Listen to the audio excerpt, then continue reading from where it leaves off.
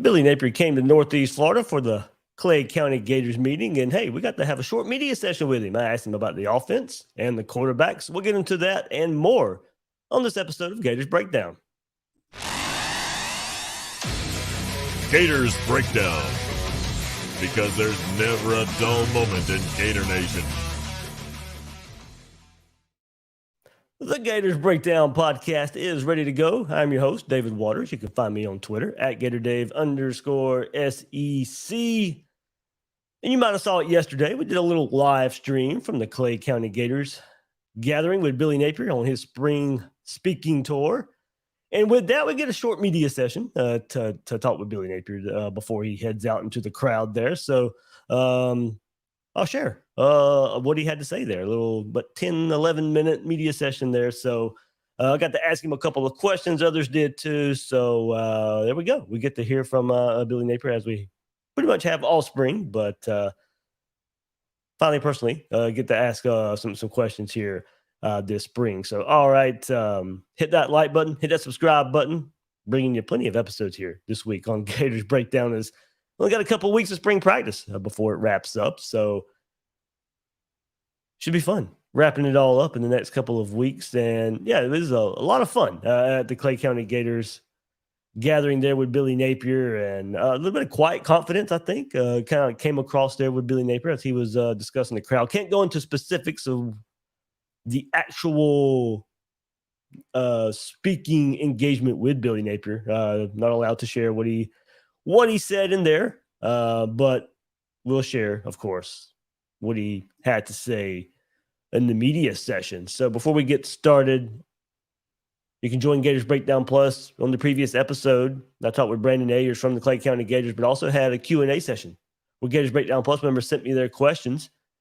And well, there was a lot of good questions there. So if you want to be able to take part in stuff like that, join that Gators Breakdown Plus. Link is in the description. And you get access to that Discord server. And that's where I ask the questions. And a lot of conversation going on in there right now about a certain recruit who's making his announcement on this Tuesday. One quarterback, Austin Simmons, looking good for Florida. Big question, could he reclassify? You know, if he commits to Florida, we'll be having an episode on the heels of that, hopefully, commitment. So look out for that episode as well, if that happens. Or, as I said, an episode yesterday, too, a little short live stream episode there from the Clay County Gators event. Some good questions I answered there, submitted by Gators Breakdown Plus members. So lots going on conversation-wise on the Gators Breakdown Plus Discord. So, all right, let's get to it. Breaking this up into a couple of sections here from Billy Napier. So we're going to get started on kind of the transition from year one to year two.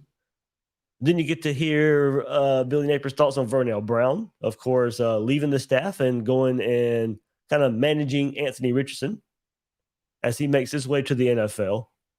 And then some offense and quarterback talk. We'll wrap up this first section here. So, all right, let's get to it. Billy Napier from the media session at the Clay County Gators event just last night. I think we've made progress. I think the intangibles of your team, the culture of your organization, the energy in your building is something that you're working on every day. I think you're battling for kind of your standard, your convictions, things that you believe in. And I think we did a good job defining those things early, knowing that would be a challenge. And I think that, I'm a firm believer that, as you inherit new people, as new players arrive, as new staff members arrive, they typically do what they are observing, right? So we've definitely made progress. And what I'm thankful for is a core group of veteran players that we have that are returning that really have kind of set the tone. We've got an accountability group that I think has done a terrific job of really taking ownership. We also are fortunate that we've retained a lot of our staff, right? So retention of your talent is important. And I think we've got a really good group coming back, and we're doing everything for the second time, right? So I think we're doing these things better, but more discipline, more detail, And it's not just the players, but it's also the leadership within the organization at every part. One of those staff that just announced he's leaving, Vernell, what has he meant to the program? And then how important do you think it is for Anthony to realize, hey, I didn't have a college experience. I moved 5 miles from home, and maybe to have my mentor with me. Yeah, no, VB was fantastic in the transition in particular. Did a lot to help one of the few staff members that we retained. Was highly thought of coming in the door, and certainly had a passion for the University of Florida, right? And being local, had a great connection with a lot of the players on the team, and helped in a major way in that transition. So VB's, I told the guys the other day, don't delete his thumbprint. He can get in and out of there whenever he wants to, right? So VB's been invaluable. Certainly had a great relationship with a lot of players, but there was a special connection there with Anthony. And, got to be pretty humbling for VB, for the guy to ask, hey, would you like to join me on this kind of next step in life? So, tough decision for VB, right? I mean, he went, a lot of thought and prayer went into that decision, and certainly he is excited. I caught him as he was kind of moving his stuff out, and it was like kind of his last time out of the building the other day. So you can tell that this place is important to him, and that he cares about the University of Florida. So he's a Gator through and through, and was certainly special for me.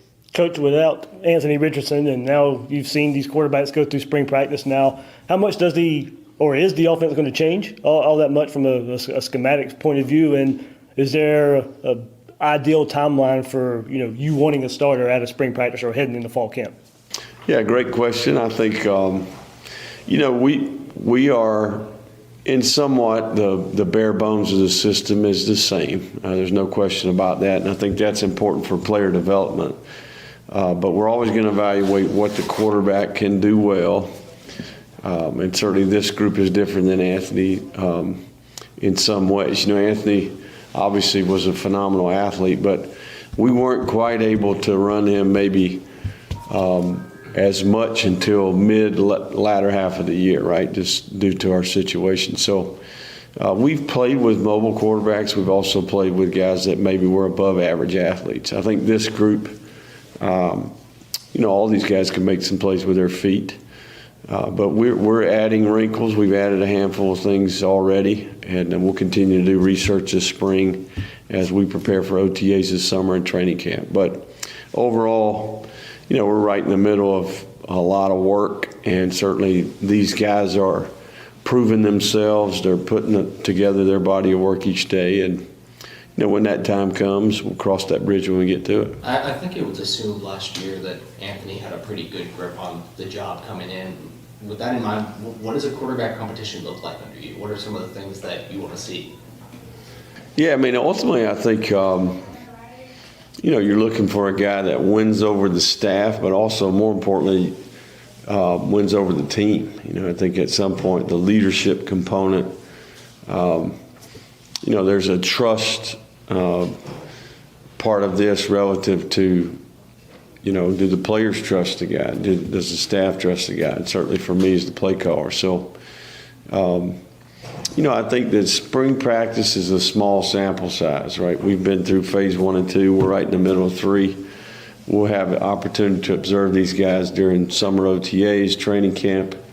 And at any point we feel like it declares, we'll make that decision. So, bottom line is when we put the ball down, can you distribute the ball and move the team and score points? So we're watching them every day do that.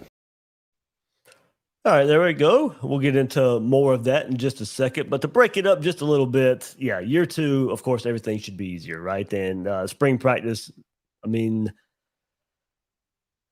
as he said, not a lot of staff turnover. A few changes, of course, but you also have some probably upgrades with Corey Raymond taking over the secondary. So that should help. But it's still a familiar face for those guys on the back end. His voice isn't changing all that much. He's still sharing, at least with the cornerbacks, the same message he was sharing last year. So, okay, now all these players, these position coaches, offensive line, quarterbacks, running backs, of course, Patrick Toney, Peagler, Kerry Colbert. Okay, there are some changes there, but the offense is staying the same. Of course, the receivers, some of them already familiar with Billy Gonzalez, so not necessarily new language coming from him as well. Kind of one advantage of bringing him in. Now he's got to adjust to this offense, of course, not the players. So the biggest adjustment for the offensive side actually is Billy Gonzalez getting into Billy Napier's offense, learning this offense, and kind of how to work receivers within this offense and not Dan Mullen's offense. So that's probably the biggest change on offense as far as coaching staff goes, messaging goes, is one for the staff members, not necessarily the players.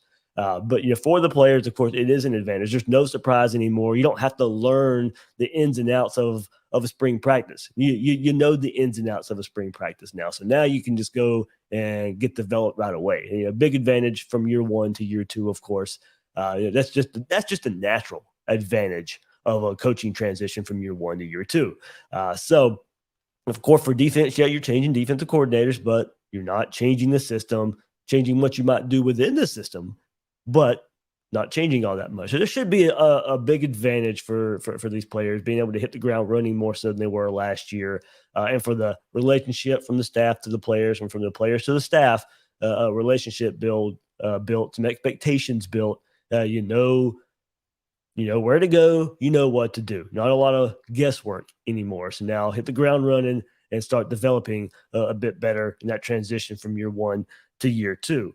Also, of course, you mentioned Vernell Brown and that move, kind of more of a behind-the-scenes staff change there. And that had been in the works for a while. He's been working with Anthony Richardson since Anthony Richardson declared for the NFL draft there. So I'm surprised that wasn't announced earlier. He's kind of been doing that more so than what he was doing at Florida in the last few months. So will be missed, of course. One of the Gator greats out there in Vernell Brown, and it was great to have him on campus with his relationship with the players. It was a really strong relationship from between Vernell Brown and the players. Of course, a strong relationship with Anthony Richardson going on and being kind of quote unquote a manager for Anthony Richardson moving forward for his NFL career. So something to look forward to there for Vernell Brown and his new ventures there. As I said, more of a behind the scenes move for the staff, of course. And then, of course, I wasn't going to go without asking the quarterback question there for Billy Napier, and what this offense would look like. We were just discussing Anthony Richardson right before that question, and what does the offense look like without a quarterback like that? You've had the athletic quarterbacks of Anthony Richardson and Levi Lewis, the last Billy Napier quarterbacks there, with the athleticism of quarterbacks, and known just as good for their running ability as their passing ability. Well, now you're going to some quarterbacks who are probably better known for their arm talent more so than their leg talent. So what does that mean for a Billy Napier offense? We haven't really seen it. Levi Lewis was his quarterback for most of the time at Louisiana, and we've seen Anthony Richardson, the 1 year of Anthony Richardson. So what does it look like with more of a pocket passer? Not saying these guys can't make plays with their legs, but they're going to be more pocket passers than Anthony Richardson. Now, Anthony Richardson, as you heard Billy Napier say, was more forced a little bit more to be a pocket passer, and you had to pick and choose when to run. Of course, he got nicked up and probably didn't want to run, couldn't run as much as they wanted him to. So that affected the offense a bit. Well, now you're just going to have that because you're not going to have a quarterback that's just going to go out there and bust a 60-yard run out of nowhere. That's not going to happen. Now, you can have a quarterback make plays with his legs. I mean, now you pocket maneuverability. There might be a few design runs, but there aren't going to be many design runs. But can you make a play with your legs when the pass isn't there? Can you escape the pocket if the pass rush is coming? Can you go pick up some positive yardage? If it's 3rd and 3, can you make the play to go get those 3 yards? That's what we're looking for as far as the athleticism and the mobility from these quarterbacks. I was asked a question on the previous episode of Gators Breakdown from a Gators Breakdown Plus members, what would you rather have, the arm talent or the athleticism? But give me the arm talent any day. That can carry an offense. Now, to me, an ideal, just kind of given recent history, probably somebody like Joe Burrow, somebody who can make the plays with his arms, but then make the plays with his legs when he has to. That's the type of quarterback, ideally everybody's looking for, of course. That's not special to Florida or anything. And, do any of these guys, have that in them? We'll see. Graham Mertz, of course, not asked to run a lot at Wisconsin, being told he's a better athlete than what he showed there. Okay, so we'll see. Jack Miller has kind of garnered that reputation throughout spring practice so far of kind of making something out of nothing and hitting the pass by maneuvering and escaping the pocket. We've heard Billy Napier talk about the athleticism of Max Brown, probably the best athlete out of them all. I think especially Max Brown, probably the best combo of arm talent and athleticism, but is the arm talent so far below a Graham Mertz or a Jack Miller to where that athleticism doesn't make it up, including his youthfulness and inexperience? So I think Graham Mertz, all in all, probably has a leg up with a little bit of the athleticism, can make plays with his legs as he has to, and probably right now a step above in arm talent above the other two, probably where I lean with him outright winning the job when it's all said and done. But you heard Billy Napier there say, we'll cross that bridge when it comes. When I'm talking about, I asked him about the timeline, and it's very interesting, of course, because it is a battle, and you want to keep guys engaged, of course. So if what happens if Billy Napier last spring practice or after the spring game comes out and says, all right, Graham Mertz is our quarterback, what does that mean for Max Brown? What does that mean for Jack Miller? Now, Jack Miller's already transferred. Would he go transfer again, or would he just bide his time? Max Brown, does he get a chance to play at a university as big as Florida if he goes and transfers away? Probably not. So looking at that, would he stick around because he's at Florida? Kind of maybe a Kyle Trask situation there for Max Brown. And then, of course, on the horizon, Florida's bringing in two good quarterbacks, so or a quarterback in DJ Lagway, hopefully Austin Simmons down the road as well.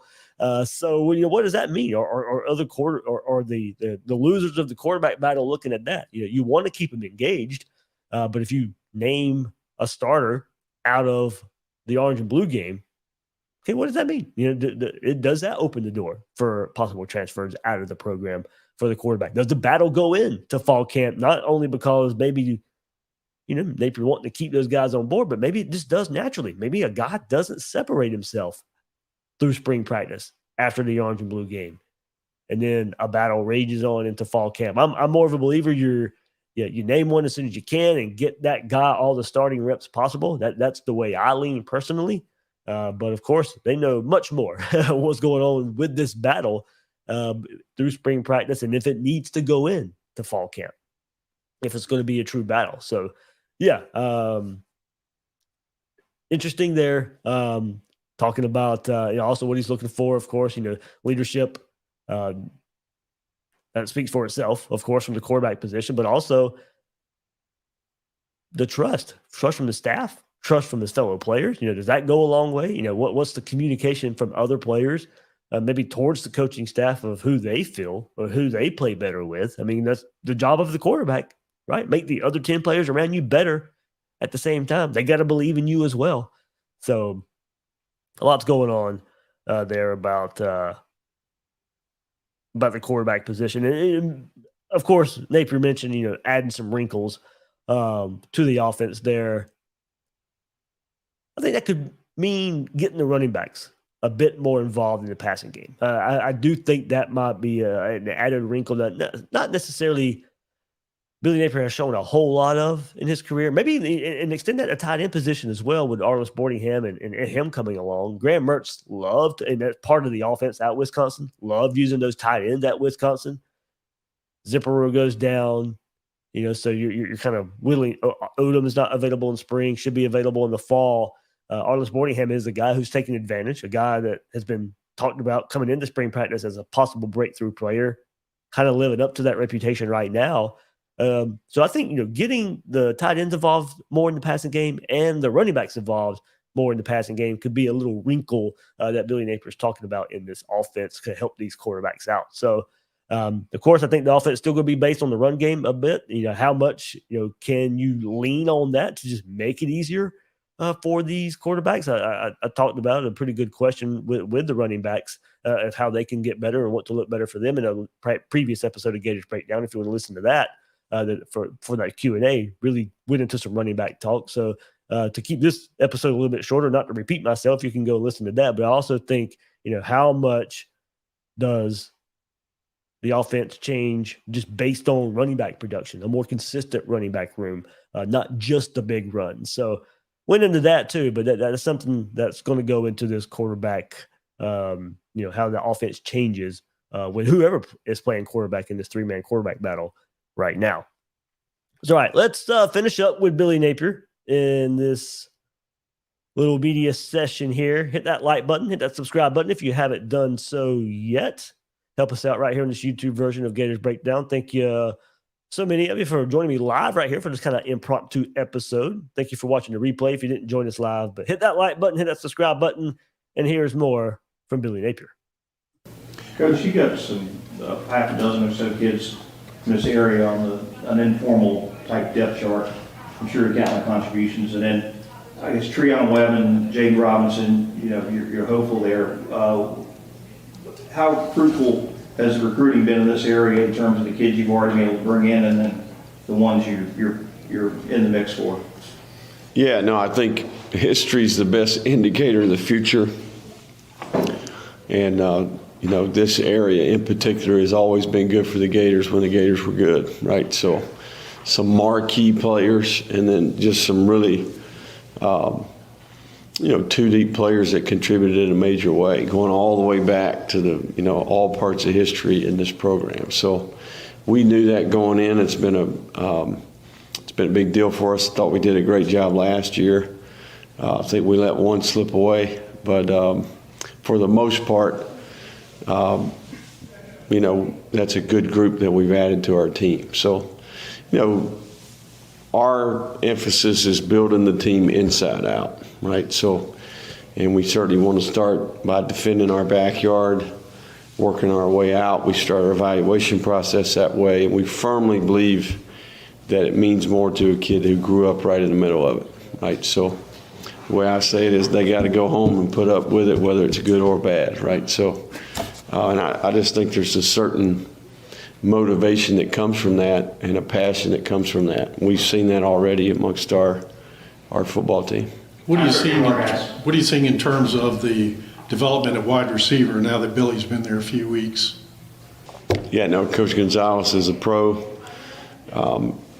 Great command. Really cares about the players. It's been awesome to see former Gators coming to the facility, coming back to see him and seeing that connection. Ultimately that's where the gratification as a coach comes from, right? So, he's got off to a great start. He gets a little bit better every day in terms of familiarity with the system. So, great on the grass, great in the meeting room, great staff guy, and certainly has a lot of knowledge and awareness of this place, right? He's going to bring a lot to our team and staff in that regard. So it's a home run. Couldn't be more excited. Coach, with the running back room, you bring back Johnson and ETN. Where do you want to see those guys get better? Well, I think the big thing is they experienced some success last year, so keeping that humility. Oftentimes human nature is to let that affect your motivation. I think these guys have done a good job see it more as momentum. They had a really good offseason physically. I think they're in a good place. And their practice habits, and I would say Coach Luke does a good job of kind of defining expectations for that group and who they are as people, their approach to the game, academics, life. Treon has been submerged into that culture in that room. Same for Cam. That all of those guys are doing a really good job right now. So, but leadership is number one at the top of the list because that group has been productive on the field, but they have character and work ethic and are respected amongst the team. And I think their example and their ability to be vocal and hold people accountable is a big part of it. It's a big piece of the puzzle for this team that we're getting ready to have next year. Go to the back. Coach Napier, I was just wondering, what have you seen from Clay County's zone? Roger coming from Orange Park High School over spring practice, and what does he add to the 2023 class? and how does he beef up the offensive line as a whole? Yeah, no, Rod is one of my favorite players in this class. Rod's a leader. Rod is passionate about the game. His work ethic is second to none.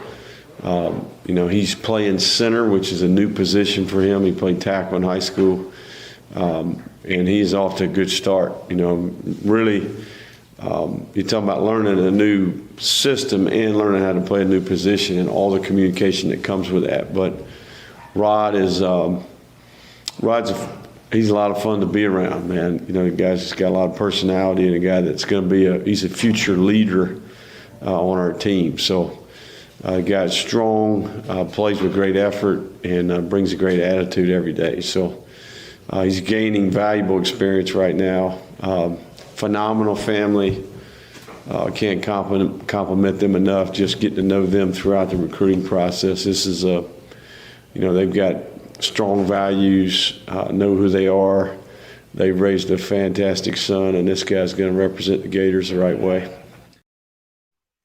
All right, we'll go right there with the Jacksonville area players, the Clay County, Orange Park area players.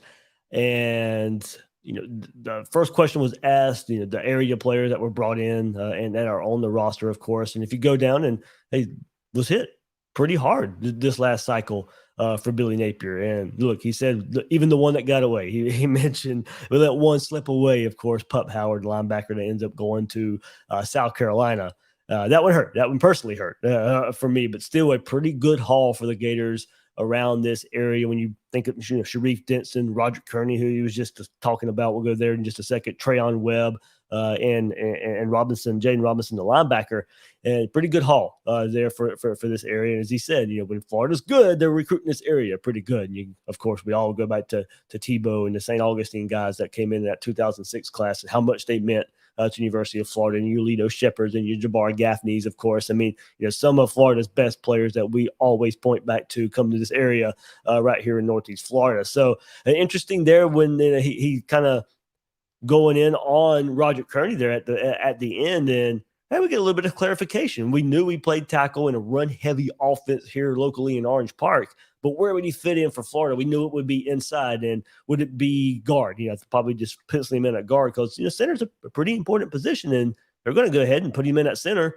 behind another local Jacksonville area prospect in Kingsley Aguacan. So, I mean, there's, a Northeast Florida connection there for these two, but now he's going to be, he's learning there at center, as you heard Billy Napier say. So now we know where Roger Kearney is going to fit in, and look, he probably will be cross-training at guard at the same time, but now we know where they're going to try and start him at, where they see his fit at, and give some depth at that center position as a true freshman. And kind of to go along with that and just talking about freshmen just quickly along the offensive line, Najee Harris making some moves there for Florida and getting some first-team reps at one of the guard spots. So don't be surprised if you see him make an immediate impact as a true freshman. It's weird, to say that for an offensive lineman because it just doesn't happen all that often of an offensive lineman coming in ready to play as a true freshman. But Najee Harris earning himself from reps, everything that's been going on with Micah Mazuka, and of course now his surgery and him going to be missing some time, hopefully available in the fall.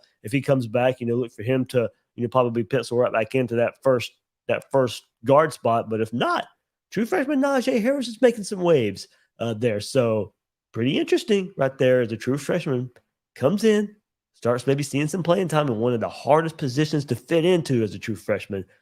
That speaks very highly of what Najee Harris has been able to accomplish so far. Because I like I said, in the last couple of weeks, I like what Florida has in some of the depth pieces along offensive line with your Jake Slaughters and Richard Leonards and stuff. We'll hear from him later this week as well. We'll talk offensive line later this week, but that's one piece that I'll continue on. But Najee Harris, true freshman, making some waves there. But also to kind of keep it local here for Northeast Florida area. Just mentioned Kingsley. You got Austin Barber as well. I mean, two guys from the Jacksonville area right here on the Gators offensive line. Jack Pyburn is another name, of course, to be looking out for. We heard Mike Peterson talk about him last week through the media and how he's just so hungry and just wants to meet all the time. And how can he get better? That's the type of type of person Jack Pyburn is. That was his kind of reputation of, kind of the rat, the gym rat, the film rat there at Bowles here locally. So pretty good little nucleus of players here from the Jacksonville, Orange Park, St. Augustine, Lake City area right here for the Gators. I mentioned Billy G, of course, taking over at wide receiver. You heard Napier kind of just allude to him fitting into this offense, him learning this offense, not the Dan Mullen offense now that we've become, Urban Meyer, Dan Mullen offense that we were accustomed to seeing Billy Gonzalez in. Now he's in this Billy Napier offense.